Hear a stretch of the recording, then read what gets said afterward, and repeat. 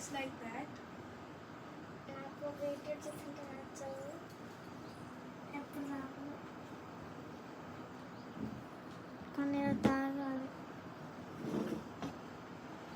So ఈ video కనుక మీరు 30K అంటే ఎన్నో ఒక 100 దాటితే చాలు, 100 కంటే ఒక 1 or 2 లైక్స్ చాలు, ఎక్కువ ఏం అడగట్లేదు.